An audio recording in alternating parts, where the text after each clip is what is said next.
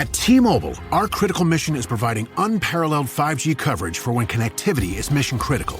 Introducing T-Priority, America's best 5G network experience for first responders, even in times of congestion. More capacity, faster speeds, better coverage. T-Priority from T-Mobile, built for tomorrow's emergencies, ready today. Discover more at t-priority.com. For qualifying organizations on eligible rate plans, coverage not available in some areas and may be impacted by emergencies. But that's what I was doing. I was like trying to get followers, for lack of a better word, right? To run my business. I need that. There's nothing wrong with that. But I can't live my life that way, right? I'm going to do everything so that it's liked or popular.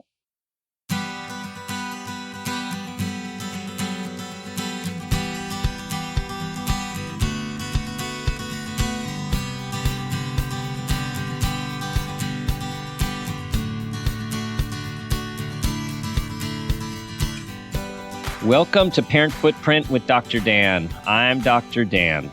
This show is about making the world a more loving, accepting, and compassionate place, one parent, one person, and one child at a time. The key to raising healthy and engaged kids is for us parents to seek the same in our own lives while striving to be the best versions of ourselves each day. No matter who you are or where you came from, with increased awareness, you can be purposeful about leaving a healthy footprint for your children, your family, and all those you care about while living your own life to the fullest. Today's long-awaited show is on being human, Roe vs. Wade, and much, much more with Jennifer Pastiloff. Jen is an author, activist, public speaker, and coach. She's the best-selling author of On Being Human, a memoir of waking up, living real, and listening hard. When we aren't in a pandemic, which we are slowly coming out of, she travels and has been traveling with her workshop about the same name, a unique hybrid of yoga-related movement, writing, sharing out loud, letting the snot fly, and the occasional dance party. Cheryl Strayed, author of Wild, calls Jen a conduit of awakenings, and Kiese Lehman calls her a heart magician. Jen was on the cover of Yoga Journal magazine with Elizabeth Gilbert for their creativity issue and has been featured on Good Morning America, as well as in People magazine, Shape magazine, New York magazine, Health magazine, and much more for her distinct style of teaching, which is taught to thousands of women in sold-out workshops all over the world. Jen is also the founder of the literary website, The Manifestation. She lives with her husband and son in the Los Angeles area and likes coffee, and believes in the motto, don't be an asshole. Yep. Jen, welcome to the show. Thank you. How are you? I'm good. This has been in the works. And so I've been thinking about this conversation for a while. And I just have to say, you are a human warrior. You are a shame warrior, and you are a truth warrior, among many other things. Well, Dr. Dan, my ego needs all this. Keep going.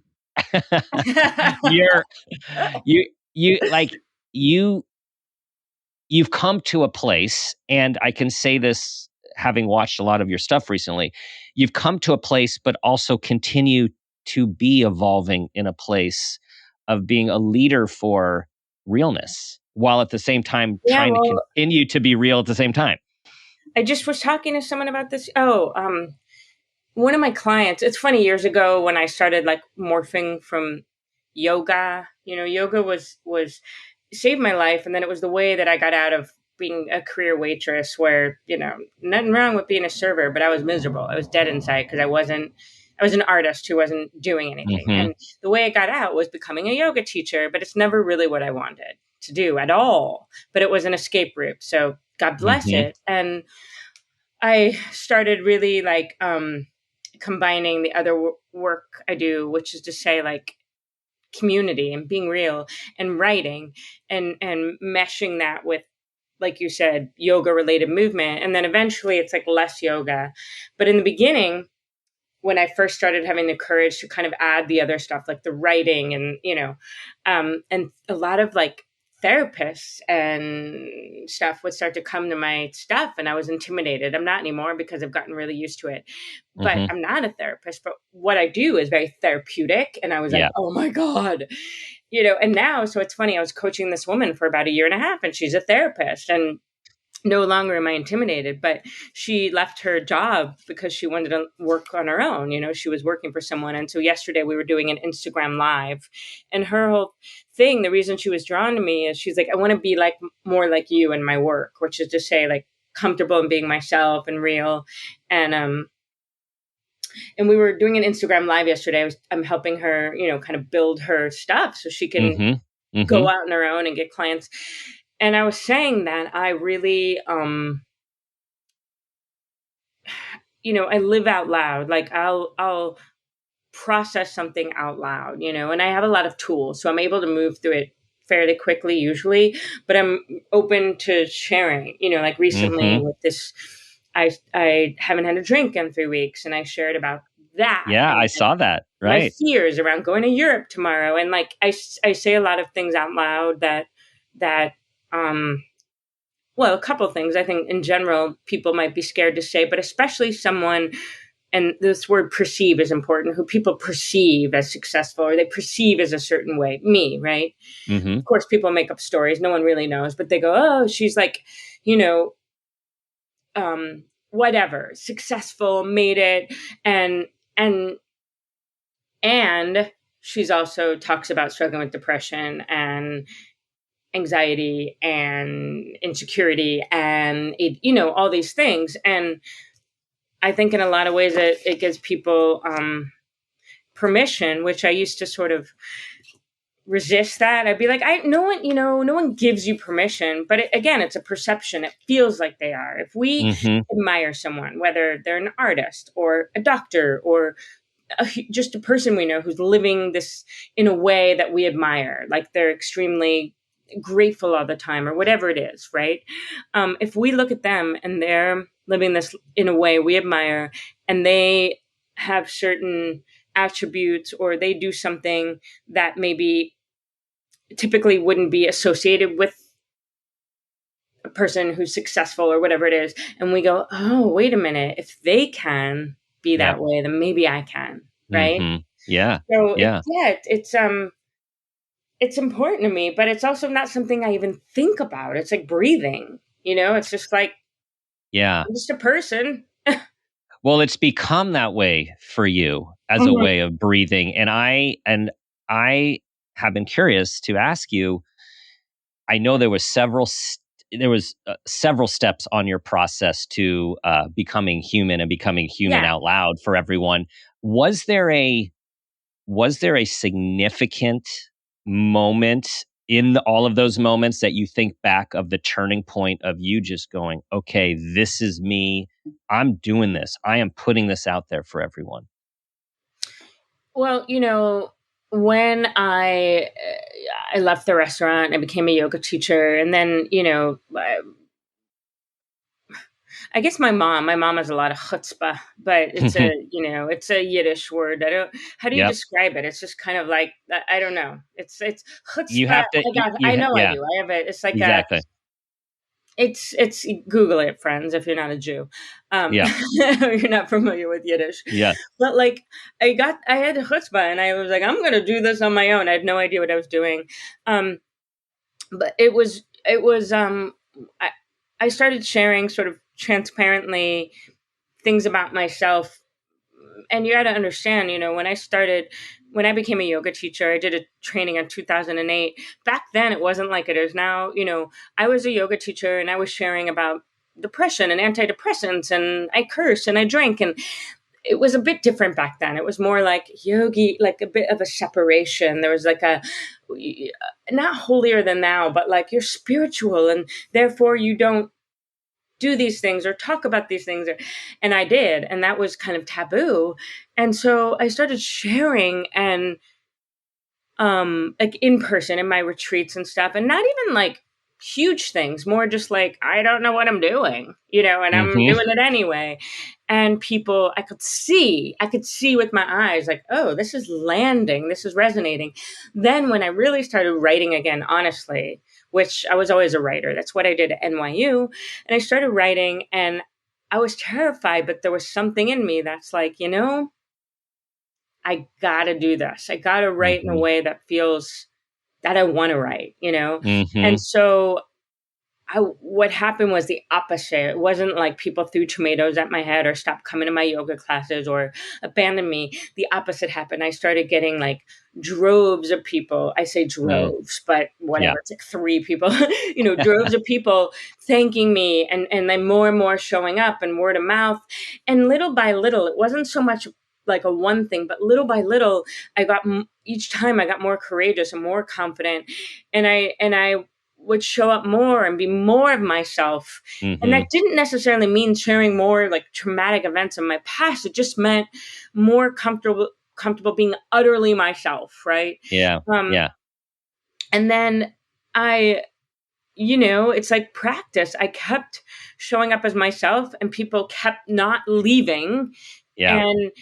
And then the opposite kept happening. And I was like, okay, wait. So what does this tell me? This tells me that all the things I've been hiding because I thought, I'd get abandoned, or people would hate me, or it'd ruin my career, or I would die of shame. The opposite. Mm-hmm. Well, the proof kept showing up. And eventually I was like, oh, so that's the key, isn't it? It's just being yourself. It's so dumb and simple. Right. But right. I mean, I kept trusting that. And that was the key, right? I kept trusting it. And there's a little bit of a danger in what I'm saying, that like I was in the beginning relying on this validation. Mm-hmm. Like, oh, well, I'd write something and people were responding, and I have to be careful not to do that now, not to like completely base my worth on that. Now, at the time it helped me. Yeah. High five, keep going. But we can't live our lives waiting for that, or if we get that, we can keep going. So it's a bit tricky to navigate, but it was definitely the way people kept showing up. Yeah. And each time, and then, and then eventually I got the confidence to kind of drop the yoga part that I never really wanted to do. And like, I use it because I use the body movement because it allows people to get out of their head. But it was like, I just made it my own thing, and I had the confidence to get people in a room without saying, like, having to trick them with yoga, if that makes sense. Mm-hmm. I would say like, okay, it's a yoga retreat. I don't even call it that anymore when I go to Italy with people. But I think also like, there's a couple times like in 2014, I remember I went off my antidepressants. I had gone on in 2008. It changed my life. That's what allowed me to leave the restaurant and become a yoga teacher, because I went on them and I ended up taking a yoga teacher training because I saw possibility where there wasn't any before. So I went off in 2014 because I don't know. I was like, well, my life is great now. I'm happy. And also I wasn't 100% that I didn't want kids. I didn't think I did, and I was on something called Cymbalta, which, it was like, don't get pregnant on this. So I went off slowly, but surely, carefully, and I fell apart. And I wrote an essay, and it kind of went viral. And it was like, they gave it some stupid clickbait title, but it was something like, I'm a yoga guru. It was something ridiculous. Like, I'm a famous yoga teacher, and I can't function without I don't remember what it was, but it was something to get people to click. Yep. The gist of it was like, at the height of like, at the time I was like, just, the height of it all. And I just shared this very personal, real human thing. And I mean, I just felt like people saw me, and they were like, keep going, and me too. And it really just allowed me to feel comfortable in just being human, even in a way it hadn't before, because that was way more scary than anything I had previously shared, because I was writing it while I was in it. Right. Yeah. At our most vulnerable, most vulnerable time. And of course, any of us who have ever experienced depression knows that our thinking is usually not that clear, usually much more from a darker, grayer lens. And there's a lot of fear and insecurity that comes from that when we're in that place. Well, I'm trying to even remember this essay. I think I was off my meds when I wrote it.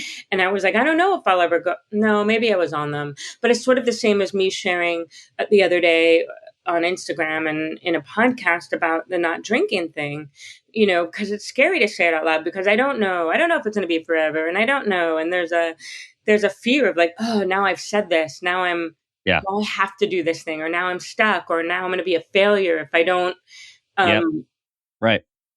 follow through. And so it's like the willingness to share and accept that maybe I won't follow through. Maybe I will mess up. Maybe I will change my mind. Right.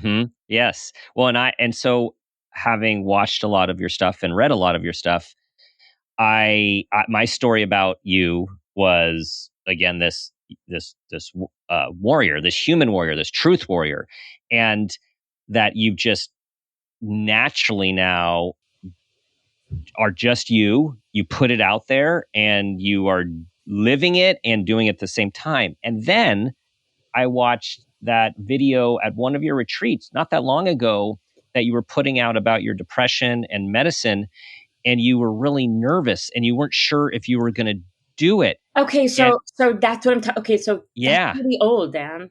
That's from 2015. I was resharing it. I think like I'm sitting outside, am I wearing an orange t-shirt and I'm like talking about meds, right? And that was 2015. And that was 2015 or 2014. That was around the time. That's what I'm talking about. And so you were coming out. So that was like you're coming out then. Yes. Yeah. Yes. Yeah. So here's the thing that I think is so interesting.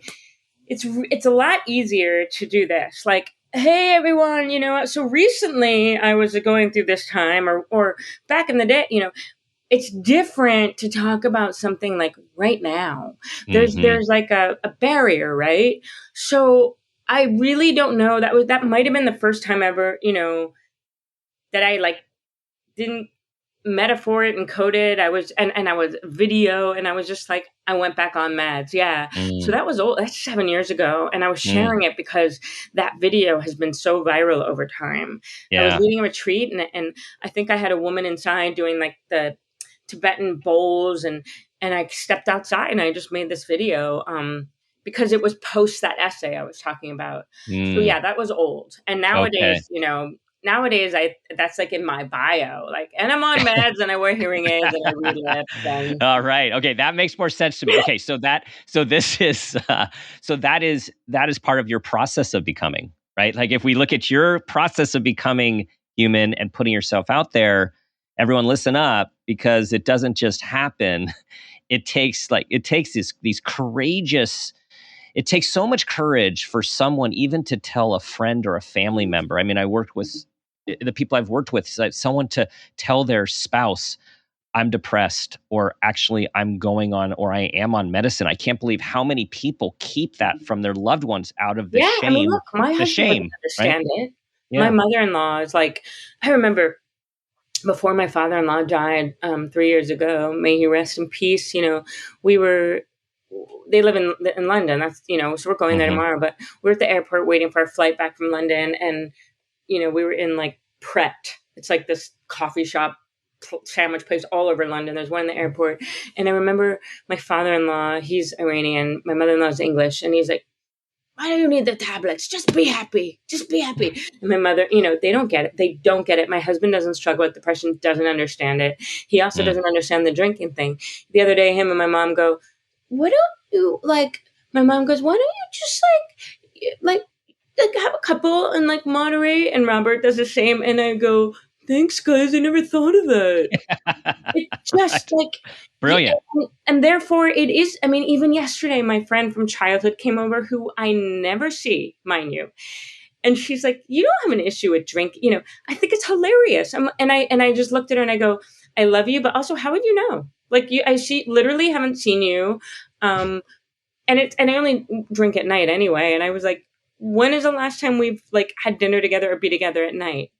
Well, I mean, so it could be hard because people don't understand it or they think they know. And then it's so much effort to have to explain and then, or people don't understand it and they judge. I mean, I absolutely know my in-laws, God bless them, but they did. They like their tablets. There's like this, you and your tablets. So so it can be magic, really, magic tablets. Terrifying. Yeah, it is terrifying. And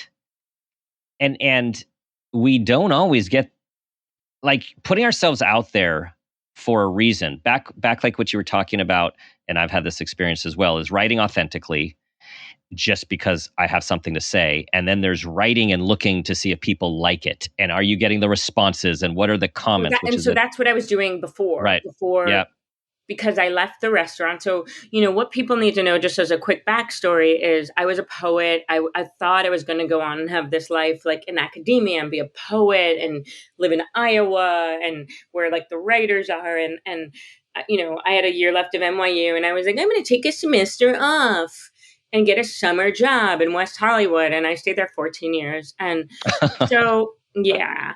And the semester never got finished. So I'm a dropout. And I started writing again. And at first, though, it was like in service to get people to come to my yoga class, which is fair. I finally got out of the restaurant. I'm 34 years old, or 33 maybe at the time. And, it was like sink or swim. I'm like, so I was like writing like listicles and, and like cute blogs, basically to get popular, to get people to come to my classes.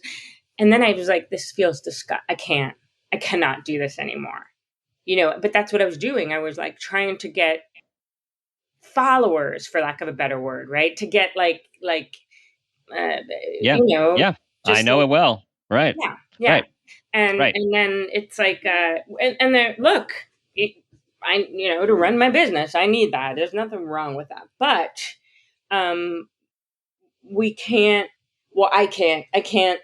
I can't live my life that way, right? Right. Well, I'm going to do everything so that it's liked or popular. Well, I find, having been someone who is very good at achieving and pleasing and spending a lot of my life doing that, I find it very empowering to focus on authenticity and sharing what I want to share, which is separate from sharing for an outcome. And I think that's what you're also referring to, like from a business perspective, writing the blogs and totally know that. That's different than authentically sharing. And what I was going to say, it's tricky when in this place that we live in, especially if you're an entrepreneur or like me, you work for yourself, it's tricky because a lot of when I share things, it's like, oh, because, how I make my living is like people sign up for my stuff. And so it's tricky, right? Because the truth is I still, in order to like pay my mortgage, need people to show up for my stuff. And so it's like navigating too that if we call it need or that desire, right? To like, and necessity, I think to some degree it's a part of the business, but it's like, how do you in your business, right? That's the dance. Yeah. And sorry, I was going to loop back for a sec. I wanted to say back to sharing something very vulnerable with a friend or family. We can't determine the outcome. And so part of the scariness of, I want this person to know how I feel and get me, sharing authentically and being vulnerable and being human, it takes a huge degree of risk. Of course it does, yeah. Those outcomes, because it's not about the outcomes, right? Like, what's your mindset when you started to share and to this day, when you're really being human? What's behind it? Well, I mean, it's funny, my hearing, it's a tiny bit hard to hear, but I think I got the gist. I will say there's a quote that my beloved Wayne Dyer used to say all the time, and it wasn't his quote. It wasn't his, but it's sort of the residing principle in my life, and when I forget, I come back to it. There's a couple quotes that are like my North Stars, and this one is, people say it's Mark Twain, but no one really knows. It's not what you don't know that gets you in trouble. It's what you think you know for sure that just ain't so. That sounds like Mark Twain. Yeah. And Yeah. I try to live my life that way. So it's like, Mm-hmm. it's what you're talking about. It's not knowing the outcome. And so it's like really letting go of what I think I know, and and and and being, allowing for, whatever, literally whatever. Mm-hmm. Um Mm-hmm. and like really working on being present, which means, I mean, it's really the same thing, right? It's like um not being attached to the Mm-hmm. outcome, which, haha, yeah, right. Like, Right. write a book. And I realized how much I lied with my first book. I was like, I thought I Mm. managed my expectations pretty well. And like, in hindsight, I didn't at all. I mean, I cried when I didn't get the New York Times bestseller list. And to be honest, I couldn't cry with my meds. I was like, I mean, but like, and I was like, oh, I had all these expectations, Mm-hmm. so, but it's like really trying to detach from the outcome, and allowing for like the fact that we don't know. So for example, let's say we are sharing with someone some really vulnerable thing, and we're like, I already know how they're going to be when I tell them. I already know. No, we don't. I mean, Right. sometimes we're right, sure. But I think the problem with that way of living is we never allow room for possibility. We never allow room for other people to show up in other ways that are surprising because we've already decided. Mm-hmm. Right. And I think of the Buddhist mindfulness, a child mind. When you're saying that is, That's exactly what it is. It's the learner's yeah, mind. It's the child's mind. right. Like, I don't know. And it's like, I'd say the majority of us don't live that way, right? It's like, Mm-hmm. I already Mm-hmm. know. And then when we decide that, there's even an attitude, there's a way of being when we go into anything with that, right? Like with Right. that, like, I already know. Right. I Right. already know. Um, And don't you think we do that? Don't you think we do that?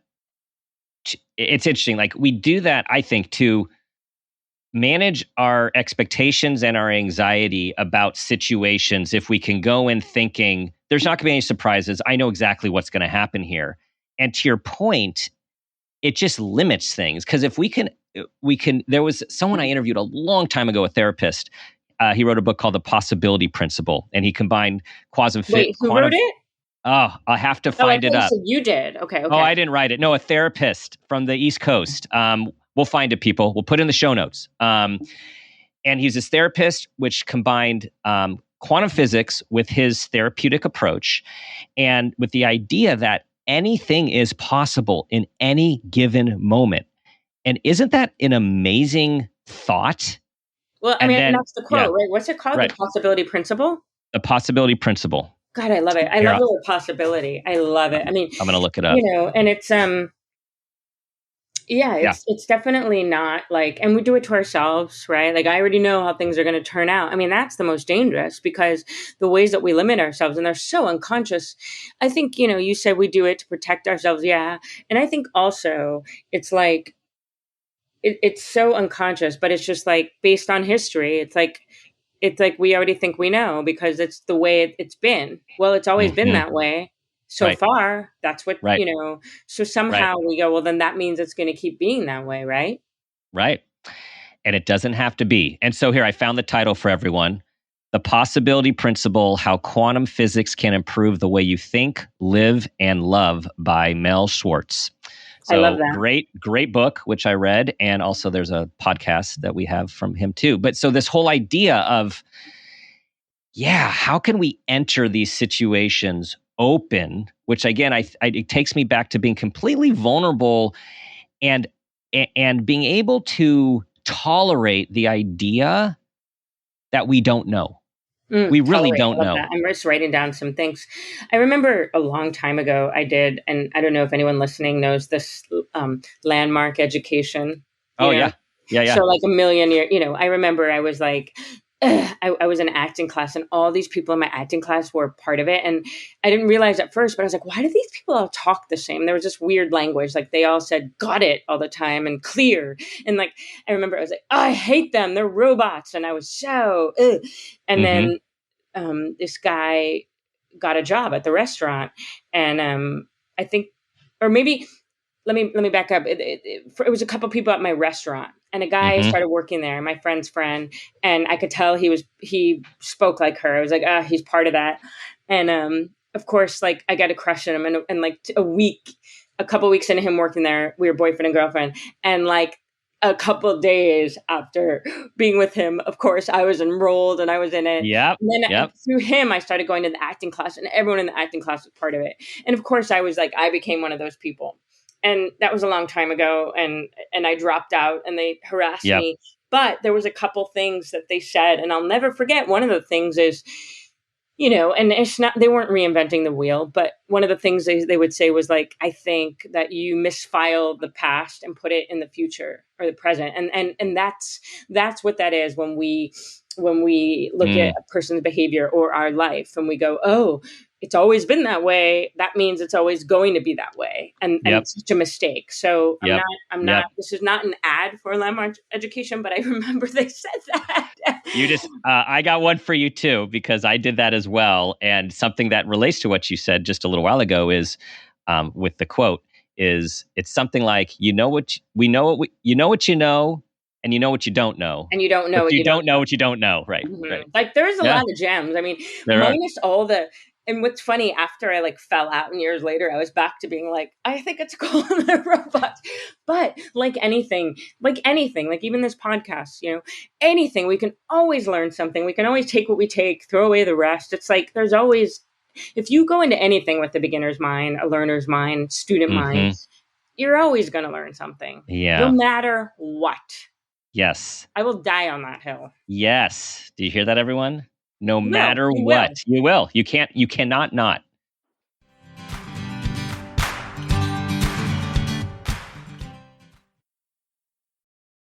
This episode is brought to you by Progressive Commercial Insurance. Business owners, meet Progressive Insurance. They make it easy to get discounts on commercial auto insurance and find coverages to grow with your business. Quote in as little as 6 minutes at progressivecommercial.com. Progressive Casualty Insurance Company. Coverage provided and serviced by affiliated and third-party insurers. Discounts and coverage selections not available in all states or situations. In a way, it ends where it begins. Very insightful. Thank you for sharing this Red Baron with us, Linda. It's so tasty, it makes me want to share something of my own. I didn't actually read the book. Me neither. I watched the movie last night. I judged it by its cover. I haven't read a book since middle school. I'm secretly seeing 2 other book clubs. And I can't even read. I'm not really Gary. He just paid me to be here. Sharing Red Baron pizza can lead to more sharing. This episode is brought to you by Shopify. Forget the frustration of picking commerce platforms when you switch your business to Shopify, the global commerce platform that supercharges your selling wherever you sell. With Shopify, you'll harness the same intuitive features, trusted apps, and powerful analytics used by the world's leading brands. Sign up today for your $1 per month trial period at shopify.com/tech, all lowercase. That's shopify.com/tech.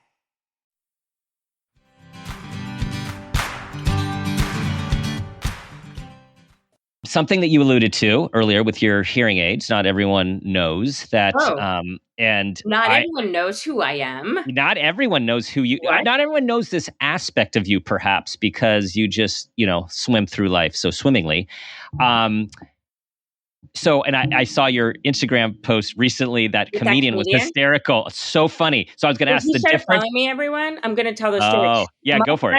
My friend, this girl this woman sent me a little clip, and she's like, "Have you seen this?" And I finally watched it, and it was a clip of a comedian on Jimmy Fallon, and I was laughing and also crying.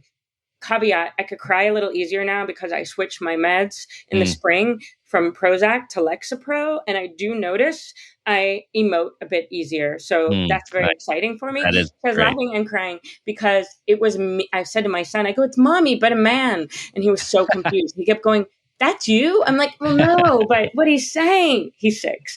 So this comedian, so I'm gonna like give a bit of a shtick, friends listening, and it's me. This comedian was like, he's like, "I'm deaf, but I'm not really deaf. I wear hearing aids and I lip read." it me. And then Yeah. he said, he goes, I'm bad at being deaf, really. He goes, but I'm also bad at hearing. And then he said, people always ask me, how much do you lip read? And he said, God, in this pandemic, I haven't had a real conversation in 2 years. That's when I started crying, laughing. Me neither. He goes, so now that the pandemic's, kind of over, he's like, I've been able to run the numbers and I've been lip reading 100% of the time. Totally. And I was like, yep, that's me. And Yeah. and he's it was just a whole funny thing. So I always had hearing issues, which I was in a lot of denial about and had a lot of shame over because shame isn't logical. And and it progressively got worse and worse and worse. And now, I can't hear without my hearing aids. And even with them, I have to see your mouth. Now, technology is often easier because it will stream. Like when I use my phone, it streams right into them. And that's like a game changer. It's basically like a mic in my head, but in person isn't like that, and yeah, it's tricky because I don't know ASL. That's why he said he was bad at being deaf. He goes, I don't do sign language. I didn't grow up in deaf community, capital D deaf culture. And it's just it's really, really, really tricky to navigate. I mean, even with my husband still, like he talks to me and he walks out of the room and I swear to God, the self-pity, the anger, and I'm like, I don't know what you're saying. I need to see your face. And like the level of exhaustion during the pandemic. Even the other night I went to a book reading and like half the people had masks and people were talking to me and like I forgot the anxiety that the state I was living in during the masked people all the time. I never want to relive that. You wrote a really powerful piece, which I enjoyed on the beloved movie Coda, Academy Award. I mean, I was proud of that piece. Yes, I bet you were. So what did that? I mean, there was so much in there. The first of all, what it was always been like for you to grow up with being hard of hearing, and then the aspect of family and of hearing your son. Truly hearing your son. Well, it's really weird because I have hearing loss and tinnitus. Not everyone has that. Tinnitus is like the ringing and the whooshing, and it's pretty debilitating for me. I mean, it's if I let myself, I could like want to die with the torture because it's like torture, right? And when I wear my hearing aids, however, it makes everything else louder, so I can't hear the tinnitus as much. Just that itself is why I love them so much, But when I was younger, I don't remember my hearing loss. It wasn't until maybe I was like 22 and I was in acting school when I really was like, oh, wait a minute, I can't hear. And I'd go to the front and I was always sitting next to the teacher and we became really close. But it was like, it was all born of necessity. But then looking back, I could like have these, oh my God, this is why everyone always said I don't pay attention. I'm an airhead. It all started to make sense. It was progressive though. So looking back, I'm like, it just so much makes sense now to me. Right. But in no way was it as bad as it is now. No way. Like, I remember as a kid, I think people could whisper in my ear. People go to whisper in my ear, it's useless. And they start to whisper in my ear and I'm like backing up. They think I'm like a germaphobe. I'm like, no, I need to see your face. Whispering in my ear, you might as well like be talking to me from another country. So, as a child, like growing up, I don't remember. And yet when I look back, I see all the things, all the, like, even the depression, which I always had, but like how much worse it probably was.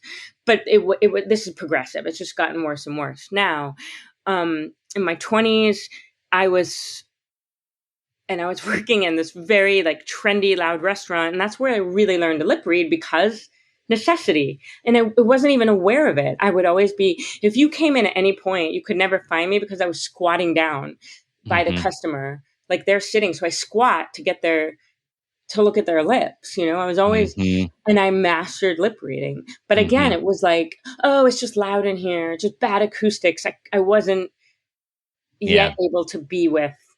And then, when I finally I was so scared. I was scared that if I named it, it would make it real, that it would make it worse. I was scared I was broken. I mean, you name it. And really, it wasn't until I was like 34 years old that I got hearing aids, and they were donated to me because I couldn't afford them, but that I like really said it out loud. Mm-hmm. Mm-hmm. So it was progressive, as was the shame. And I'd say the height of it was like 21 to like, 34. And all of that time I was pretending to hear and or isolating myself, or, I mean, it was a dark time. Yeah. How has, actually, I have a 2-part question for you to answer in any way, shape, or form. One is, how has being hard of hearing impacted your parenting? But also, how has being human, your evolution of being human, impact how you raise your son? Yeah, I mean, definitely the deafness thing is like huge, because I mean, Charlie really knows. He gets it. He knows. And once in a while he gets irritated, but he's so my friend MJ Grant, she's a beautiful human being. She's a interpreter. Both her parents are deaf. She's a coda. She's a child of deaf adults. And we spent a lot of time together. And I remember January 2020, right before the pandemic, we were in Seattle. I was doing a workshop and she came to interpret, and she was like, Jen, Charlie's such a coda. He has so many mannerisms. And I said, really? And she pointed out all these things, like how he speaks a certain way, but when I'm around, he speaks louder, and how he just has these mannerisms. And at the end of the day, I think it's so good for him, because he knows to look at people when he's speaking. It just makes him almost like more polite, because all the dealing with a person like me who reads lips, you really have to be like, you have to have manners. You can't speak with your hand in front of your mouth. You can't speak with your mouth full. You can't, you have to look at them, right? All these things. And it's made him more present. So but it's affected me. It's hard. Like when my husband's not here, I lost my vibrating alarm clock, and if I don't have anyone here to wake me up, I can't hear. I don't sleep with hearing aids in. And so I was constantly oversleeping, and it's scary when I'm with him by myself at night, and even with my hearing aids on, like if I miss something. So there's definitely a level of anxiety, but I think the way it's affected my parenting is I do have a lot of gifts from this. It makes me a damn good listener. I'm really empathetic, and there's a lot of gifts, and I think I've imparted a lot of them, and by way of just living that way to my son. And then, as far as the embracing my own humanity and being willing to be myself, that too, like he really he sees me, and he's so like everyone that meets him is in awe. He's so sweet, and he's so mature. I mean, he's a brat sometimes, like any 6-year-old, but he's and he has a wacky sense of humor like me. So he sees me being, every day I go, am I a silly mommy? He goes, yes. I go, God, how boring it would be if you didn't have a silly mommy, right? So I really all the time in my workshops, I say, dork it out. So I live that, and he sees that, and that's so important to me. Like, so he just sees me being silly and being myself, and he sees me sometimes leaving him, which I'm proud of, because he gets to see, oh, mommy is also a full person, not just my mommy, right? Yeah. So there's all these ways of being that he sees, because that's everything, right? What they see and how they, it is what we say. It's more so what we do, right? Of I mean, that's course, the right? thing Of is there's all course, of these course. books and everything about like what do we say? How do we talk to them? And really, and it's a big part of the conversation of this show is always be that person, like be that person that you want your child to Well, become. that Like and that's they're it. And watching. I Yeah. catch myself not sometimes, and with my Mm-hmm. husband, Mm-hmm. I'm more like intuitively, like there's just things I'm better at. I mean, Yeah. he's, you know, he's definitely does more of the parenting these days because I'm the breadwinner. But Mm-hmm. like, like sometimes Robert will say something and I'm like, do not say that in front of him. Like he's just unaware sometimes, I don't Mm-hmm. ever want Charlie to hear us talking about anyone. Never, never. Yeah. I Yeah. remember Wayne Dyer's kids who I became friends with because I was Wayne's stalker. Just kidding, but not really. And but, like they will always say like their parents never talk shit about anyone ever. And like Wow. that's Wow. huge. And they don't either. They have such integrity, but it's like it's all learned behavior. I mean, even think about Yeah. racism and all this Yeah. hatred. So many of these people are watching their parents. And like I want my son to watch me and think like love. And it doesn't mean Yeah. I don't mess up, but he watches that love in action. I thought of something though yesterday. So, when I swim, I can't wear my hearing aids. And I'm always afraid though, right when I jump in, did I take them out? Yep. Because Yep. they are very expensive. Yeah. And so my son yesterday was the first time he just took his floaties off. We're across the street. My sweet neighbor lives across the street with this phenomenal pool and he lives by himself. And so, we go over and Charlie had his floaties off and so my friend was there too and she's talking to me and Charlie's in the pool and the anxiety though, because I'm always, where's Charlie? Because I couldn't see him. I have to rely on hearing and I don't have my hearing aids on. Mm-hmm. And I Mm-hmm. realized like there's a lot of anxiety. Yeah. And I'm not an anxious parent. That's the thing which is weird because I'm a totally neurotic Jew. But when it comes to parenting, it's almost like he's like my seventh kid. And I'm like, Yeah. But with something like that, it's like Yeah. I'm riddled with anxiety as I should be because God forbid he drowns. Right. But Yeah. it's like, I like, where's Charlie? And I'm not that person, but because I don't have one of my senses and he doesn't know how to swim. Right. And so I'm like, so being in the pool is tough. Yeah. Or like if I'm not like when we're in the water and I'm holding him, no big deal. But I just mean like if I have my back turned or something, it's terrifying. I can imagine. And I shared this is a big one. I shared this story in my newsletter a couple of weeks ago, friends. This was so wild. Robert was, I don't remember where, at our apartment, I think in Santa Monica, and I'm alone with Charlie, and we were sleeping in bed. Yes, he still sleeps with me, and I don't care what you think. We lived in a one bedroom, until a year ago, and he didn't have a bed, and so he's still in bed with us, even though he finally has a room, which really is just a toy room. So we're in bed together. I couldn't sleep, and I finally fall asleep. I'd say it had to be like 4 a.m. And I don't have my hearing aids in. And all of a sudden, he's shaking me. It's got to be 5 now. And I'm like, wait a minute, Mom. I go, I assume he wants water. So I lean over and give him a bottle of water. I still don't have my hearing aids in. And he's still, he's saying something. I don't know what. And I'm like, Mommy, I call him Mommy. I don't know what. And Mommy, I don't have my hearing aids in. Hold on.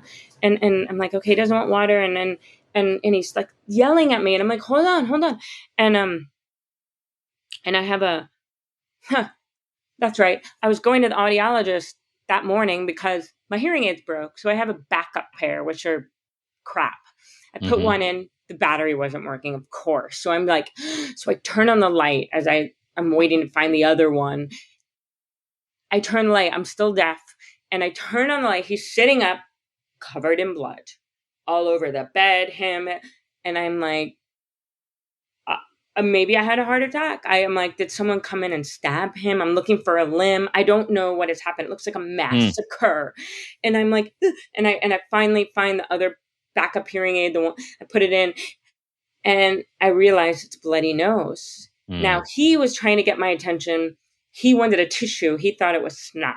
He doesn't know. It's dark. He's sleeping. And so then I'm like, and then he panics and I'm like, the adrenaline's rushing. Yeah. And we go over to the sink. I faint. I think I fall on the ground. I Oh. think just the adrenaline and so I realized, like, if I had had the hearing aids in, I would have heard him asking for a tissue, the snot, and then I turn on the light. I probably would have been like, but Mm. because I was deaf and I turn on the light and he's covered in blood and I can't Yeah. hear, Yeah. the level of panic, it's Mm-hmm. it, it's beyond anything I've ever experienced. So things like that. Yeah. And him Yeah. trying to explain, like, and I Mm-hmm. and I literally, I'm like, I and he's getting closer in my face and yelling, and it doesn't make a difference. It just sounds like Mm-hmm. and so moments like that, that a hearing parent, That's terrifying. terrifying. That's terrifying. And a nose bleeds so much. So much. I really did. Yeah. I thought, I mean, of course I thought he was hurt. I could not, Mm-hmm. I did not understand. It was everywhere. Mm-hmm. So, yeah, like that's Wow. something that Yeah. a hearing parent, but like not on the level, not being able to hear, and your child's trying to tell you something, and Mm-hmm. so that Wow. Wow. Yeah. I got my heart beating faster. I was like, whoa. And again, it's like with the senses and without one of our senses, for whatever reason, we don't have context. So you didn't have the context. Well, it was dark, so you didn't have the context of even sight, really, until the light was on, and then you didn't have the and context then of I what he mean, was yeah. saying. Yeah, yeah, But I yeah. do think, I think if I were my hearing aids in and he was saying, "Mommy, I need a tissue. I need a tissue." The minute I turned the light, I would have been like, "It's a bloody nose." But Yeah. but just no context, and like a child sitting up at the, covered in Mm-hmm. blood everywhere, the Mm-hmm. bed. I mean, the level of blood, I literally, like, if you Yeah. would have said someone was murdered in this bed, that to me, that's what it was. It was so much blood that Yeah. it's nothing a parent Yeah. ever wants to see. No. But like if No. you go, "Oh, I have a bloody nose," and then you see that, it just, context. Totally. I want to I want to shift gears for a very Yeah. important topic that you have been using your platform. We are, regardless of when you're listening to this, everyone, we are only 2 to 3 weeks out, maybe, of Roe versus Wade being overturned, and you are spending a lot of time and energy raising awareness and speaking out and Yeah, speaking up yeah. for. So, what has this been like for you? Well, I always think everybody can always do something. I think one of the big misconceptions humans have, and I'm saying this only because of what I see in my workshops and what people say, is like, "Well, I don't matter. I can't make a difference, unless I have a lot of money or a lot of followers or whatever." And that's all nonsense, because, Mm-hmm. we do what we can do, and that's it. You do what you can do. So I happen to have, for whatever reason, people who listen to me. I don't know why. Yeah, for whatever reason, no one understands why. Whatever. But yeah, whatever. And Yeah. it's not a million people, but I have Yeah. just like a really great group of people. And so I'm like, well, okay, I have people who listen to me. So I have that, right? And some Mm-hmm. people don't. And I Mm-hmm. teach these yoga classes, these cute little hybrid yoga to quiet the inner asshole. And it's in my yard, and it's also on Zoom. And it's like this really sweet thing. We sit and gather after the computer. And I was like, well, I need money, but you know what? This needs money more. And so I donated, like, a couple weeks ago, the earnings, and it was, $1,000 Mm-hmm. for a little Saturday hour class. Great. So I did that. And I do what I can do. And so those are Mm-hmm. things I can do. And this is so, so, so important. I read an article the other day, an essay by this amazing woman named Debbie Millman. And she's married to Roxane Gay, and she's about 60, I think. And she wrote this heartbreaking essay for the Philly Inquirer about when she was 11. Her stepdad repeatedly raped her all the time. And he told her, "If you tell, I'll kill your mom." Very classic thing. And then, of Mm-hmm. course, she didn't tell. And then her period, maybe she started getting her period, but then it was funny. And she was like, "Oh my God. Oh, Roe versus Wade it didn't happen yet. Abortion Mm-hmm. was illegal." So she was like, "Oh my God, if I'm pregnant, I will kill myself." And that was the only answer. So then abortion became legal, and she was like, well, thank God. So she made up a story and told her mom she was assaulted at school and goes to the doctor. And the doctor's like, well, she's been sexually active. And I don't know what happened after that, but all I know is that the relief she wrote about, like, well, I won't have to kill myself now. And that this, the whole thing enrages me. It's so not about this bullshit. They pretend that they care about life. Come on. It's like this, I think it was Ariana Huffington shared something and I reposted. It was like, what, life begins as an embryo and ends in a mass shooting. It was something like that. I think that's what it was. And I saw that. I seriously was like, I don't know if I've ever seen truer words, because this nonsense that they care about human life, nah, they could give a shit, right? Because like once this series, like, thinking I'm talking to her, once these babies are born, that's it. You're like on your own. It's all about power and control and white supremacy, which we don't have time to get into. And I'm not, the one to be teaching about that, but it's not about what they're pretending it is. And they will then, try to come for gay marriage and contraception. And it's, we have to stay vigilant, and we can do what we can do. And so I find ways that I can do things, and that's that. Like I did an Instagram live with my friend who's a high risk OBGYN who performs abortions. And I saw that. Like, she, it's so moving. She's like, it's not like we love doing them, but we are so grateful we get to. And it's like the way she talks about it. I mean, it's like sacred, and so I'll share an Instagram live with her where she can educate people. I do things that I can do. Yeah. And I say this just to keep encouraging people to take a look, and maybe it's like you talking to your neighbor, maybe it's marching, maybe it's sharing a link, maybe it's signing a petition, maybe it's, if you teach a yoga class or whatever, donating, it's whatever you can do. To keep talking and not voting. Duh. Voting. Right. That thing, voting.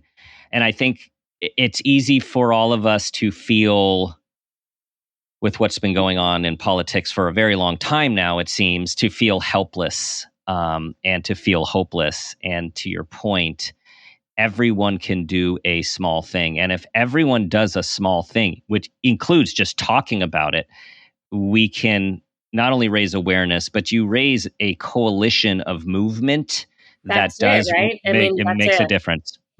And it's, and I, everything I do really, I realize in the last few years is all about community and connection. And so, I'm a master superpower at creating community. And I love, that's what, like in my yard, that's why half the class is on Zoom, and then we sit around the computer and we all talk. And so it's like the Zoomers are with us, but also creating safe spaces, intentional spaces for people to share stories and to keep gathering, even if it's not about collecting money or anything, just to keep gathering, right, with like-minded people, to keep sustaining communities. And it's everything. It's everything. So, like, when I was doing the class to raise the money, even people who came, let's say, broke and didn't have anything to donate, just us gathering, and my friend was singing, and that energy does something. It does. Your friend, by the way, has a beautiful voice. Yeah, she performed again on Saturday. And she sang this song. It reminded me of high school, that one song by Four Non-Blondes, What's Going On? What's going on? Yeah. Everyone in the yard and on Zoom was singing. My son was singing. She sang it again on this Saturday. And it's like, it like does something to us too, I think, when we come together in love, when we come together in love, with love, right? And not like fear. Yes, in love, with love. I like that.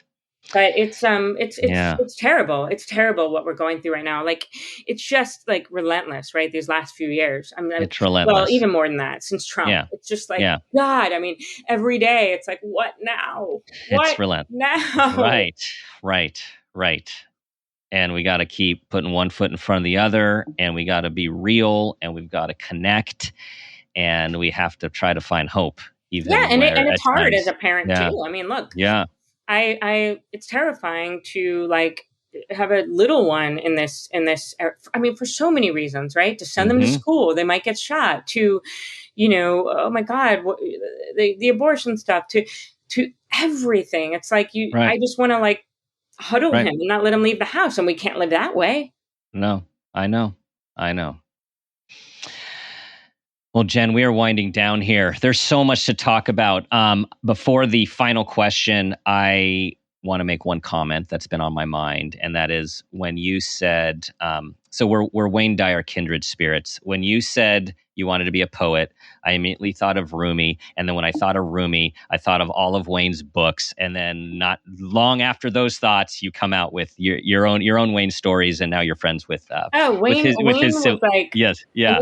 You know what's funny? I know we're going over. I mean, I'm not crunched on time, but your listeners are like, okay, now Jen Pastiloff, this is a long one. But my father-in-law was a Rumi scholar, and June of 2017, they lived in London. I was like, you guys, I do these retreats in Italy. Just come over. You're right there. And they were always like, and I got them to come. And to this day, my husband and my mother-in-law never stopped thanking me, because my father-in-law right after ended up getting pancreatic cancer and dying. And like that trip, right? And they're like, I basically made them come. But there's a wine cellar, and like an 800-year-old wine cellar at the villa. And he gave a Rumi lecture. I mean, he was a proper Rumi scholar, and it's bananas. Wow. But Wayne, so Wayne changed my life, and I was waitressing and miserable and wanting to die, and I would listen to him on these walks after work. Yeah. To the point that like he was in my DNA. I mean, I didn't do it on purpose, but I like memorized him, and I started to like go see him talk, and I'd sit in the front row, and then I joke stock, but then at one of them I met his daughter, and then that was it, game over. And and I he was everything to me, and of course by the time he died, I'd found my own voice, and it wasn't like I even agreed with everything he said anymore.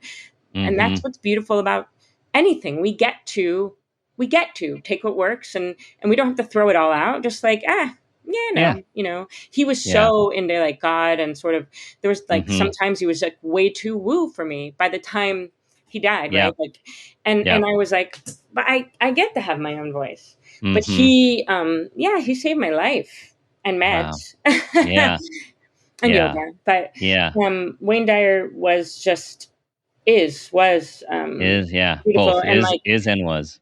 Yeah. So my connection, all that to say, is my connection to him and that family is really otherworldly and strong. I rely on a lot of his teachings, to navigate grief and loss, So everyone, if you're not familiar with Wayne, go find his books and his words. Yeah. His books, his words, his videos. He's a teacher and a guide, and he's helped a lot of us over the decades. Sure. So the question. The question. Here is the question, and everyone. Jen is hearing this question raw. A lot of guests get the question ahead of time.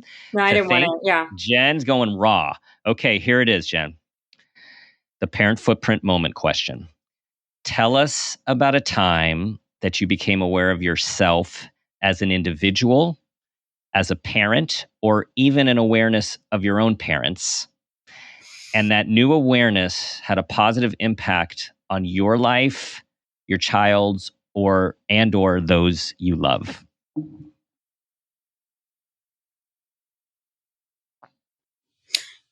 Something that comes to my mind, I don't even know if this is the question, but having my son, and not even just having him, because when he's a baby, when they're babies, God, am I going to get killed for, like, they're like blobs, right? Like they are, right? And it's when their personality starts showing up that's when it gets interesting, right? In terms of like how you parent, but so I'd say when he started like becoming a little person, having very deep compassion for my mother and seeing her as a parent. My dad died when I was 8, and of course that colors everything and still does. And I had a lot of resentment toward my mom, because it was my dad and I, we were best friends. And it was sort of like this dynamic of like, she was the enemy or she was like, I got left. What? And my dad ultimately was an addict, and I resented my mom for not stopping him. Like it was her fault somehow. So, and also for a lot of choices she made. We moved back and forth a lot. And there was a lot of like, mom. And it's, you know, and it's a cliche in a way, like people say this, but my God, I mean, and even now, like when he's becoming more and more of a like a little grown up, you know, I'm like, oh, okay, wait a minute. I'm starting to really have compassion for my mom. Yeah. And it's different, like looking at her from the point of view of a child, right? Like, she messed up my life, and if only mom wasn't so X, Y, and Z. But now as a parent, looking through that lens, it's like seeing her as a person, like, oh, not everything was about me. Okay. And then also like, you know, my son's 6 now, and my sister was 5 and I was 8 when my dad died. And it's I think about it all the time. I become very aware of myself, of my son, like, oh, this is around the age, like, this is all I got with my dad. Like, so Charlie's 6 now. And I remember feeling like very adult and just like,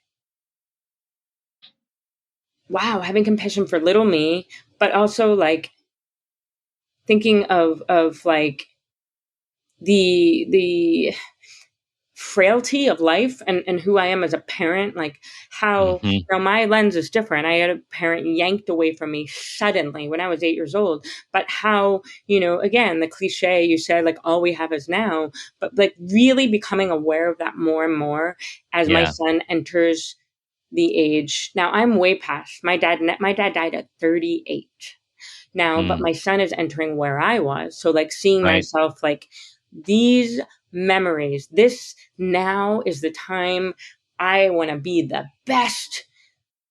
I was going to curse the best me because those are when I remember. Now I'm not planning on leaving, but you know,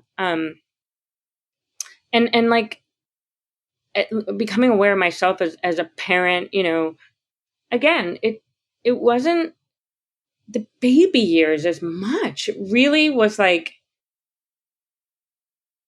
it's more now. I guess that's more now because he's cognizant and because he understands things. It's like when things are just different. But now, you know, like this is so silly. I was watching a show last night, and it was a Spanish show. He can't read subtitles, you know. I'm like, why are you watching this? And it was, of course, something violent was happening. And I said, this isn't for kids. And he was like, well, that's not fair. Why do you get to watch it? And I was like, well, life isn't fair, Charlie. And I was like, you know, but like, how do I explain these things? And I think this is when I'm like, now I'm really aware of like everything I say forms him, or everything I do. Yes. It's heavy. It's powerful, it's heavy, and it's a privilege. Yeah, at the same time. Last week he goes, "Mommy, how are babies made?" I'm like, "We're doing this?" Yeah, now. and I was like, I wasn't gonna be like me, the store, you know, and I was like, shit, I didn't like. What do we say? What nowadays? What do they do? And I was like, oh, I just, you know, but yeah, stuff like that. Like, oh, I'm really aware of it more now. It's real. He's like a little person. Yeah, and I really,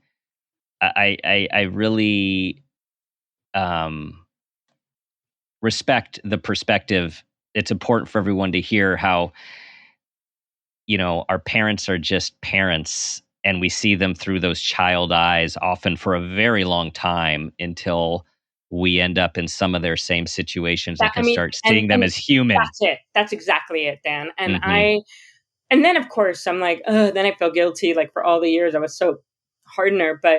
And then also whenever my son, like recently he said whatever, and I was like, nah, no way. That's a bad word. Do not whatever me, son. And I was like, all the like years that I like the little attitude-y, and I thought, oh my God, you know, you yeah, like, totally. It all comes full circle. It comes full circle.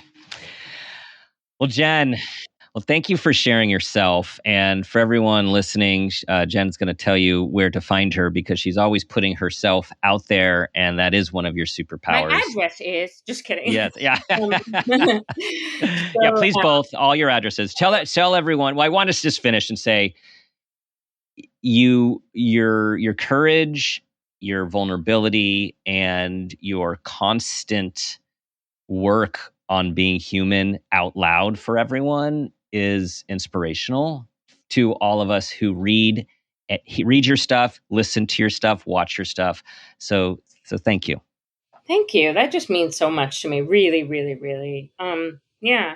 So you can find me, my website, get on my mailing list. I send these rambly emails, jenniferpastiloff.com. And I'm on social media. I got to learn the TikTok, but I'm on Instagram the most at Jen Pastiloff.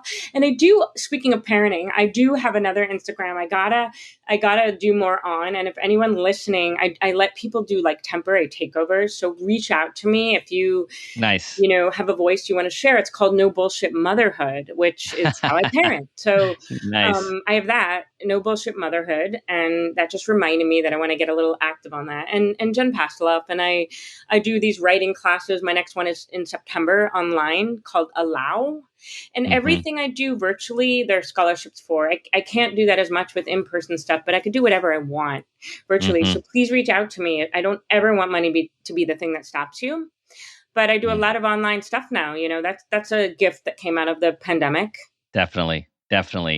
And when you go on her website and you learn more, one of the things that you will be intrigued to learn how to do is to quiet your own inner asshole.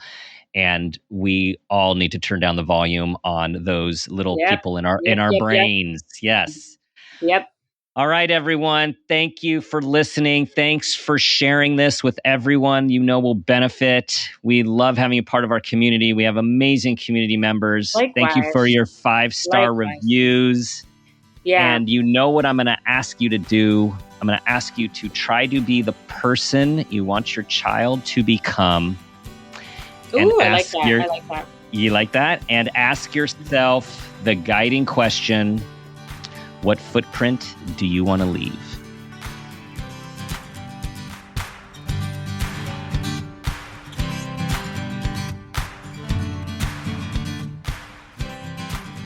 This has been a Peters and Rossi production.